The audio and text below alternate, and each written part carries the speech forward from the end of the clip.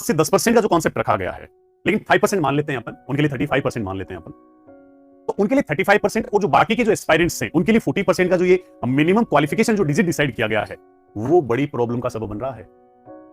अगर किसी के पेपर 1 में बहुत अच्छी स्थिति में है तो उसका पेपर 2 क्लियर नहीं हो रहा है, और अगर पेपर 2 में बहुत अच्छी स्थिति में है तो पेपर 1 में उसकी हालत खराब है। तो कहने का मतलब है बहुत रेयर में ऐसे लोग हैं जो दोनों पेपर क्वालिफाई किए हैं और क्वालिफाई करने के बाद एक सम्मानजनक स्कोर तक पहुंचे हैं। अब चलिए मैं ज्यादा आप लोगों को परेशान ना करते उस फिगर पे पहुंच जाता हूं जो डिजिट मैं आप लोगों के लिए लेकर आया हूं, उसकी मैं चर्चा आप लोगों के साथ कर लेता हूं। सबसे पहले अगर अपन चर्चा करें जनरल कैटेगरी की, तो जनरल कैटेगरी, अच्छा ये जो बात मैं कर रहा हूं आप लोगों के साथ, ये पहले और दूसरे दोनों पेपर के मार्क्स बता रहा हूं मैं।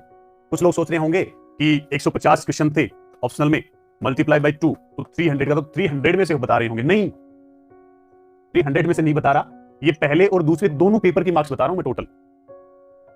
तो जनरल के जो एस्पायरेंट्स हैं, उन जनरल के कैंडिडेट से मैं कहना चाहूंगा कि अगर आप 200 से 205 के बीच आपका अगर स्कोर बैठ रहा है तो आप अपने आप को दौड़ में मानिए। यह दावा नहीं कर रहा कि आप 100% सुरक्षित हैं, लेकिन मैं ये कह रहा हूं कि अगर 200 से 205 के बीच में आपके मार्क्स हैं तो आप बहुत अच्छी कंडीशन में हैं, बहुत अच्छी कंडीशन में है। यहां 40% का मतलब यह भी याद रखना, दोनों पेपर का कैलकुलेट या टोटल करके 40% नहीं, अलग अलग 40% माना है। कहने का मतलब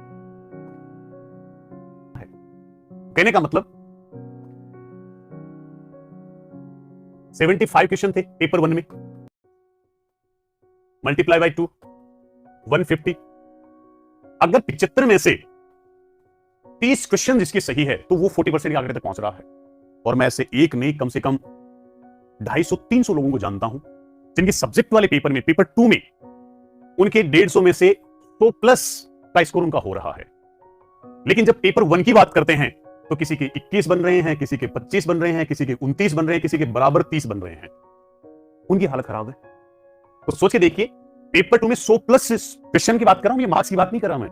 100 प्लस क्वेश्चन ठीक है पेपर 2 में, लेकिन पेपर 1 में उनके जो मिनिमम 30 क्वेश्चन होने चाहिए वो भी नहीं हो पा रहे उनके।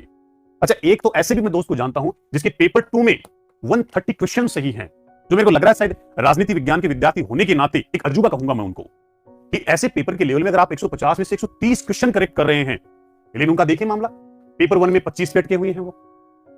तो चाहे इसमें तो 150 में से 150 भी होते तो भी मामला नहीं बैठ रहा उनका। अच्छा, कई लोग ऐसे हैं जिनके पहले पेपर में 50 तक ठीक है, 60 तक वो लोग सही जा रहे हैं, लेकिन पेपर 2 में उनके किसी के 50 सही हो रहे हैं, किसी के 55 सही हो रहे हैं। कहने का मतलब है मिनिमम जो 60 क्वेश्चन उनके ठीक होने चाहिए वो 60 क्वेश्चन भी ठीक नहीं हो रहे हैं। और अगर 60 क्वेश्चन भी ठीक नहीं हो रहे हैं तो आप ऑलरेडी रेस से बाहर, आपको कुछ करने की जरूरत नहीं है। तो जो जनरल के मेल कैंडिडेट्स हैं वो अपने आप को, अगर 200 से 205 मार्क्स हैं, ये मार्क्स हैं, क्वेश्चन का कोई इश्यू नहीं है यहां पर। 200 से 205 नंबर अगर बन रहे हैं जनरल कैंडिडेट की, पॉलिटिकल साइंस ऑप्शनल, फिर बात कर रहा हूं आपको, तो आप सुरक्षित हैं। फीमेल कैंडिडेट 198 से 203, 198 से 203 मार्क्स अगर जनरल की फीमेल कैंडिडेट्स के बन रहे हैं तो वो अपने आप को सुरक्षित समझे। फिर चर्चा कर लेते हैं अपन ओबीसी की। ओबीसी में अगर 195 से 200 मार्क्स, फिर कह रहा हूं 195 से 200 मार्क्स के बीच में अगर ओबीसी के मेल कैंडिडेट के हैं तो वो अपने आप को सुरक्षित समझे।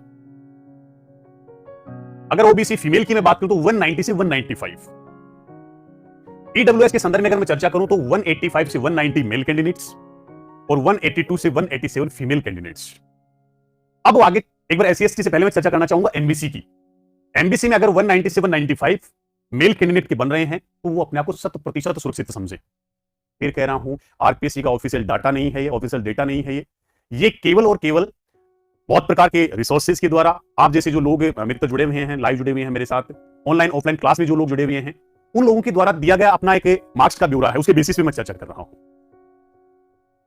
लेकिन जो एमबीसी के फीमेल कैंडिडेट्स हैं वो अगर 40% का क्राइटेरिया पार कर लेते हैं तो वो सिलेक्शन की रेस में हैं।